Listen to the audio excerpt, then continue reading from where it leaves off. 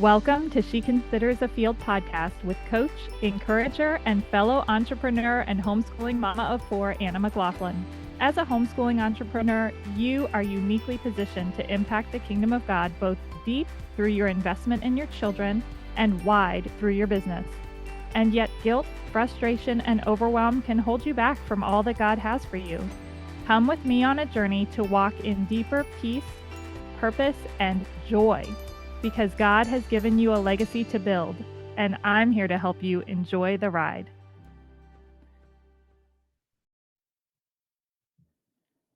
Hello, friend, and welcome. Thank you so much for joining us today. We are going to talk about one of my favorite topics today: little things matter. But we're going to kick it off first with some prayer. Thank you, Lord, so much that you are here and that you are with us. Where two or more are gathered, you are here. And I just thank you for all of those who are listening, that you would bless and tend to their hearts, that it would be time well invested. If this is a topic they don't need today, Lord, I pray that you would prompt them to just turn off the recording. And if this is something that they do need, Lord, I pray for space and time for them to hear it, and that the things that you have for them would be highlighted in bright colors for them to hear and attend to and put into practice. Thank you so much, Lord, that you love us and that you guide us and that you use us in advancing your kingdom. It's such good work. Amen. Okay, friend. So, little things matter. This is one of my favorite conversations because it's so easy to forget in the day to day. We look up and we start to say, what's the point? Why sit down and work when I'm covering a cup of coffee with my efforts? When I'm just barely scraping by? When I lost money last month? When somebody's disappointed in the product, somebody's discouraged, somebody's giving feedback that isn't all that friendly?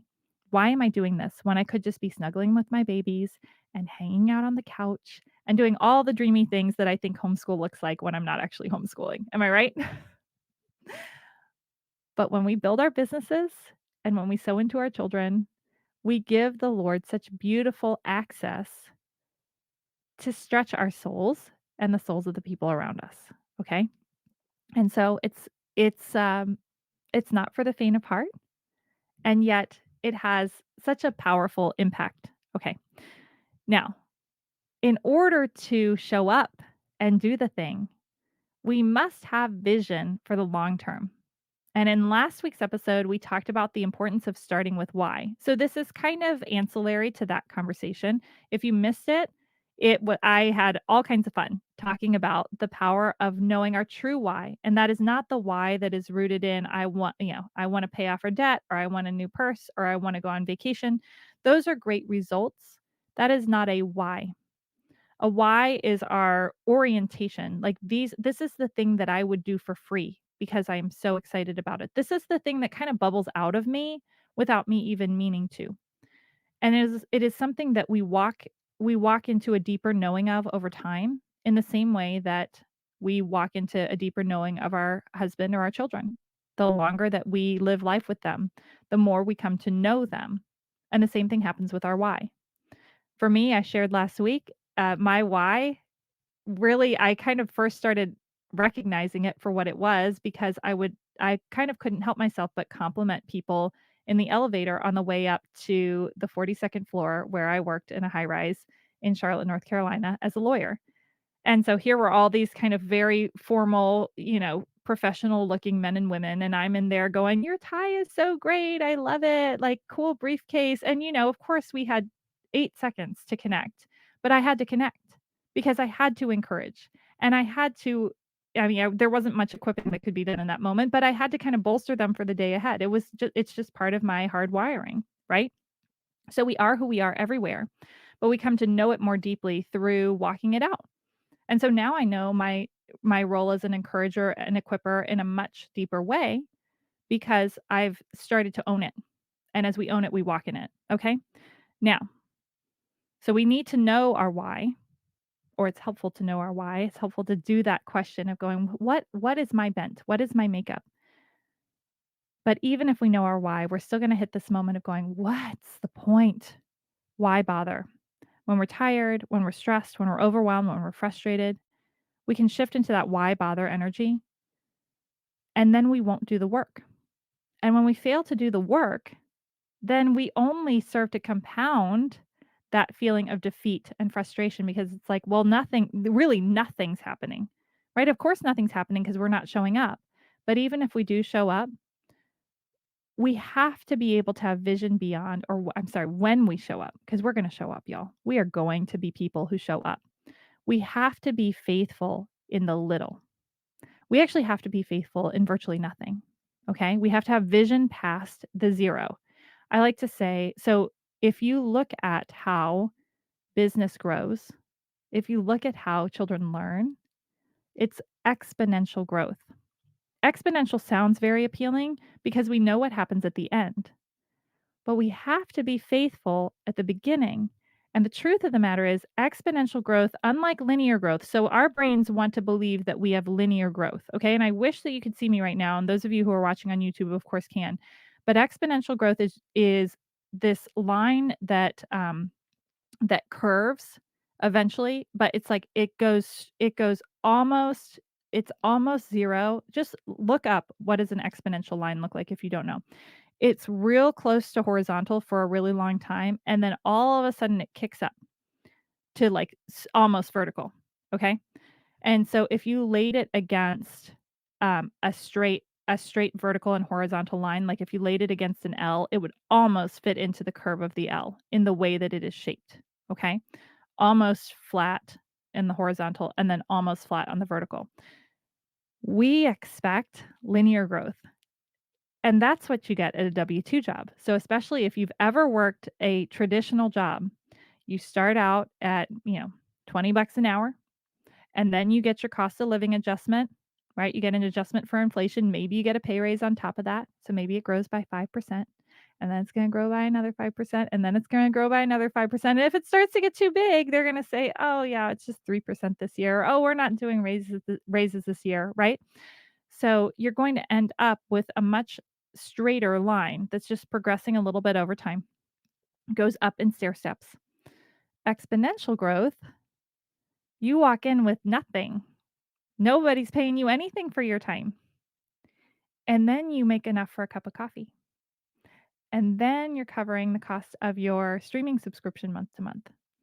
And then you're going to be, I remember when I started out with my former company, my first leadership check was $16. And I probably gave away $100 in incentives to hit that mark. And I was like, ugh. And you know what I went on to tell my team from there on? We got to love the $16. We got to love the $16 because if we don't love the $16, we're never going to get the 50 and we're never going to get the 75 and we're never going to get the hundreds and we're never going to get the thousands, right? We've got to love the humble beginnings. Now, we're going to have conversations going forward about are you getting paid commensurate with your efforts over time? We have to be willing to start small. We have to be willing to be faithful in little. And there's also a place to look at the numbers and go, is this headed where I want it to go? Am I in the right space? Right? So that's a fair question to ask. But to start out with, we just have to hone the muscles of being faithful and being faithful in the little things. We have to have one follower before we can have thousands. And in fact, the Lord uses those places of quiet to hone and refine us, to say, can you really be faithful with my message? A friend of mine who's also a coach, she talks about how there are a lot of strategies out there in the business world. And there are these seasons where things don't work exactly the way they're supposed to, for the believer especially. Because the Lord is not trying to build a good businesswoman. He's trying to build a good child and a good leader, a good one under authority. And so he's looking at us and saying, can you be faithful here? Can you be faithful where everybody else is having the stratospheric success because they tried that one hack that everybody's using that's working so great and it's not working for you?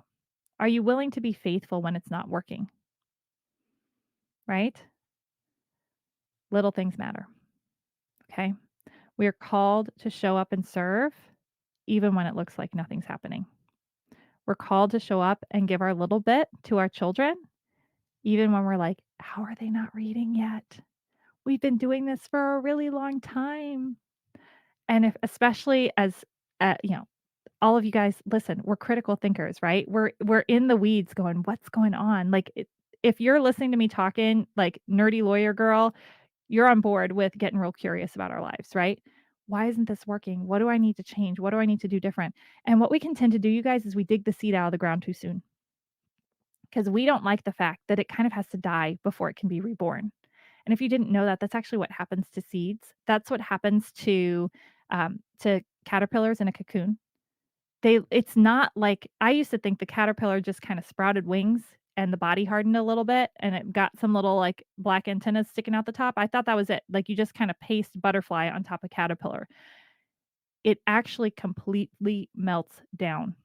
If you open up a cocoon while the caterpillar is in process of becoming a butterfly, what you get is liquid goo, okay?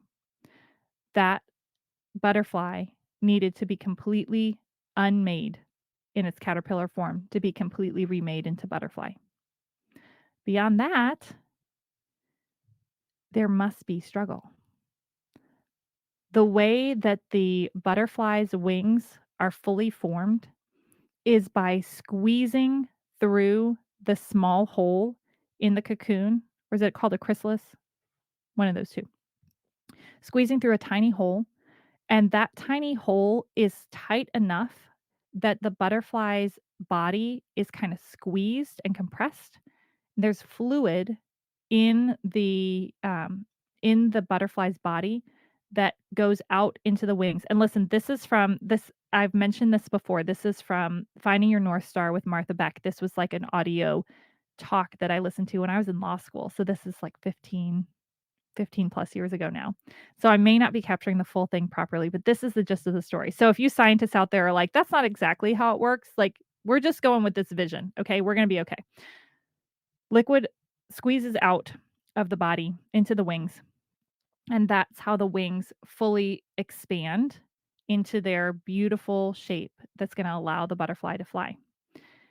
If you impede that process and you open up the cocoon for the butterfly, they will have wings that are small and shriveled instead of full and flat and strong, and it will be that way for the rest of their lives. That's it. That's how they live with those little wings, right? We need the struggle. We need to melt down. We need to be formed into something new. And I was reading a book earlier today called Be the One by Justin Prince, and he was talking about how the size of the victory, the size of the calling, is commensurate with the struggle. Okay. Y'all, homeschool did not come easy for us. It did not. I was laughing. I was on a podcast last week, and the guy was like, "When did you find your footing with homeschooling?" And I had to laugh. I was like last year took about 7 years. Yep, took us 7 years. So, and he didn't really know what to say. But what I went on to say was like, this is our calling, right? This is like the thing we're supposed to do. And so we had to struggle so that we could serve better, right? Like if you're not called to serve, I mean, I'm called to serve women in homeschooling and entrepreneurship. And in the early days of my first business, I literally my coaching to people was like, you just go out and you work a whole bunch and then you're going to grow a massive team and make a lot of money. That was how I trained people. Mm, no, not good, right? Because I was unseasoned. Because for me, that's what happened. The first 2 years of my business, I happened to be riding a really good wave in that industry. And I kind of caught things at the right time. And I had a charismatic personality and I had a big vision. And so I just like, I didn't know struggle. And so I couldn't equip and train people very well because I was speaking from the high points, right? "Oh, it's easy. You just go out and, like" it's like, Legally Blonde where Elle Woods' ex-boyfriend is like, "You got into Harvard?" She's like, "What? Like, it's hard?"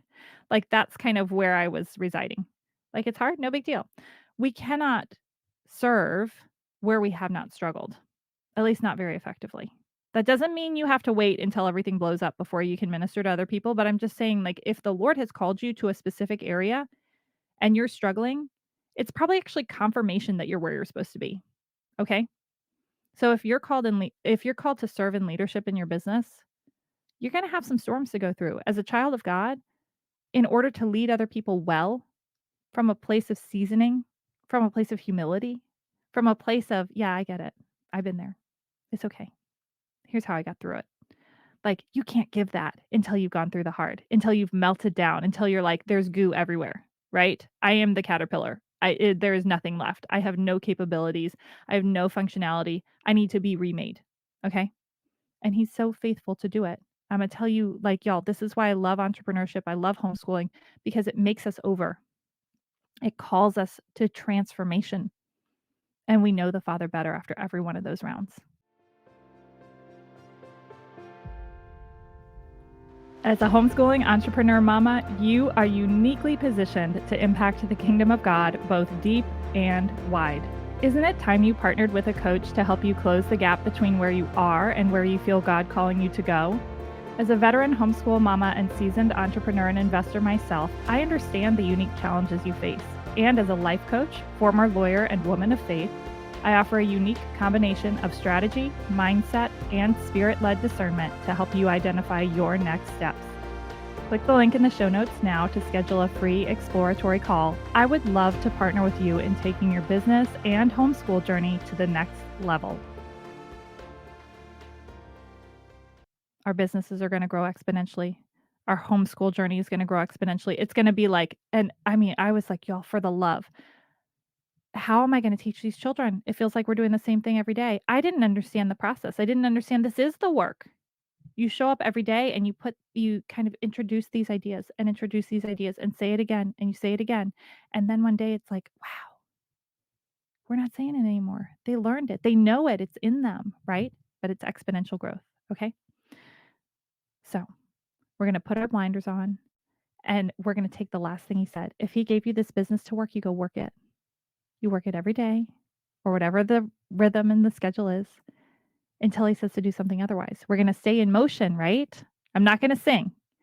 Newton's first law of motion says objects in motion an object at rest tends to stay at rest, and an object in motion tends to continue moving in a straight line unless an outside force acts upon it, right? We're going to stay in motion and we're going to be faithful to do the thing he called us to do, even if it's just a little bit.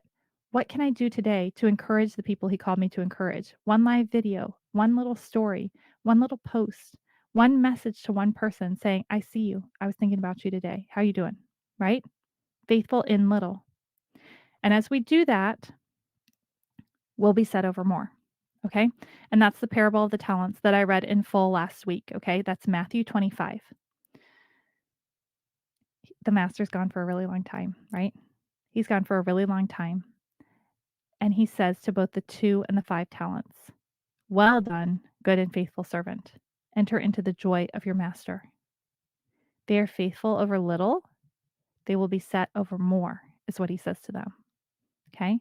And then he walks it out. He actually takes the 1 talent away from the one who had 10, and now he's got 11. Okay? Keep in mind, the talent, it wasn't given to the servant to keep, it was given to him to invest for the good of the Father's kingdom. Okay? And so ultimately, that's why we do our work. Okay?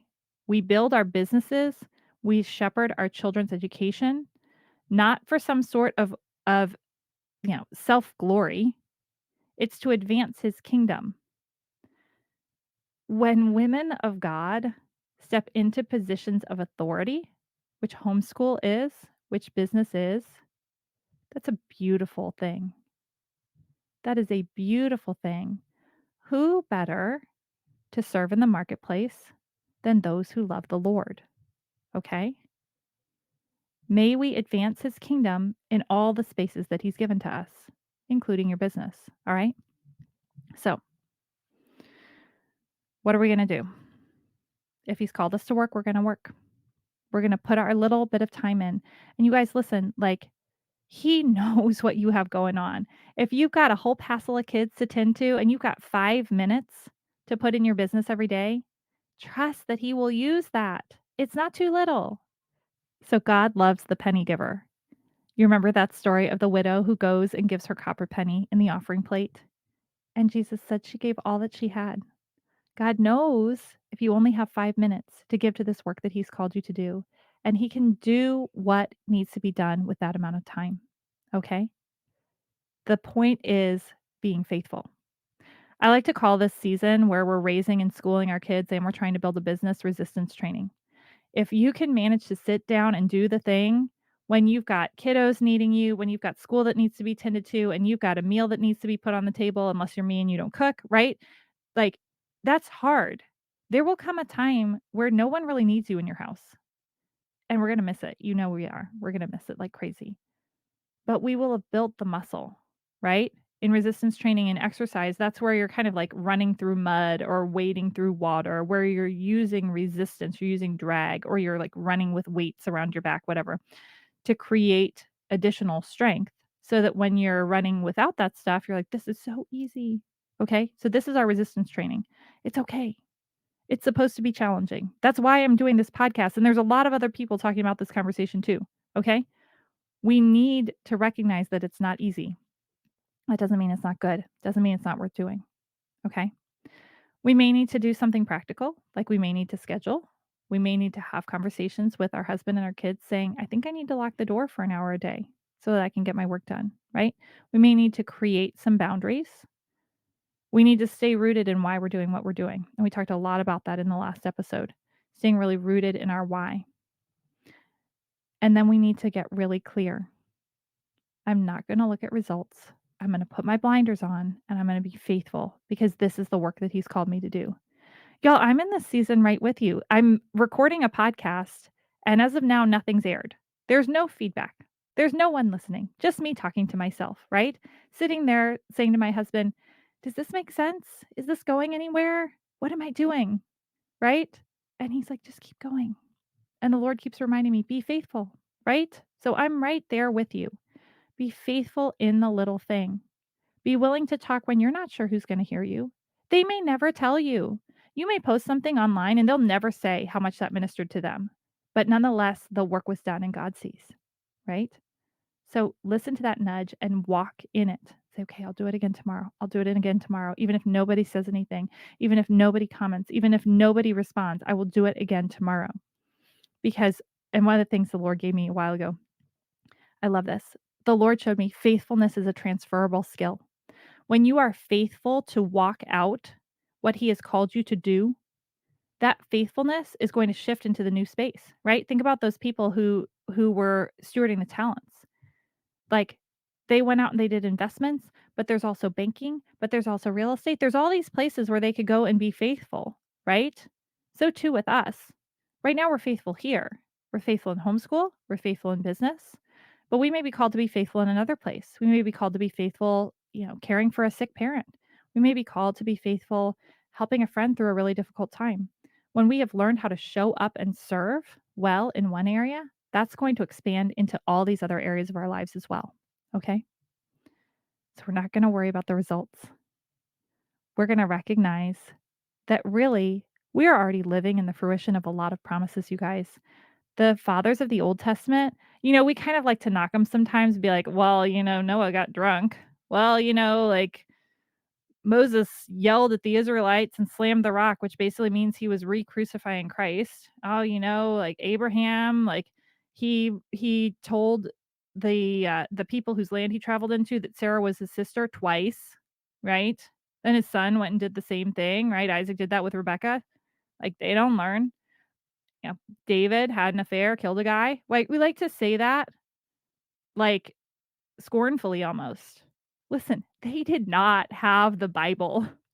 They didn't have like 80% of the scriptures. They hadn't happened yet. All the prophecies, all the Psalms, all the Proverbs, all of these wisdom scriptures, all of the fulfillment of the promises in the person of Christ, they didn't have any of that stuff. And yet they were faithful, almost with like this mystery of like, who is this God? They didn't even know his name before Moses, right? And so, like, we're living in so much fulfillment, we kind of forget how to live in mystery, but it's like that's really where 90% of our work is. I don't know that why do I keep talking about percentages with you guys? But like that's where such a huge part of our work is. If we're called to walk in the unseen, say he's given me this baton to hold and he said run in this direction. Our job is to go all in. Do not stop. Do not relent. Keep running the race that He has given you to run. Be faithful in the little thing He has called you to do, and don't quit, okay? Because it will not be wasted. Even if He says, "You know what? Not that, but this instead." Yeah, you did that for a while. You did it great. Now we're going somewhere else. It wasn't wasted. It wasn't a mistake, okay? As long as you were in Him, as long as you were nestled under His care and His love, all is well. Okay. I don't know if you can hear my kids screaming in the background, you guys, but if you can, I apologize. We're just gonna leave it because I was on such a tear that I'm like, I don't know where to cut and edit, so we're just going with it, and we're gonna recognize that that's part of this journey. Okay, friends, so bringing it back, we're gonna be faithful in little, recognizing that He's going to set us over more. More does not always mean a bigger business. It does not always mean a bigger paycheck. It means more of His work, okay? Which can look like all kinds of different things.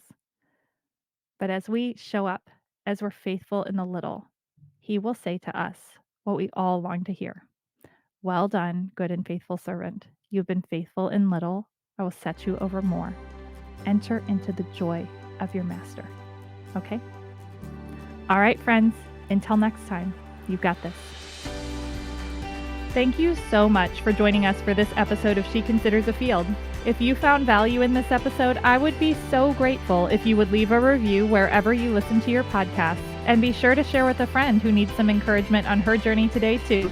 Until next time, remember, you've got this because He's got you.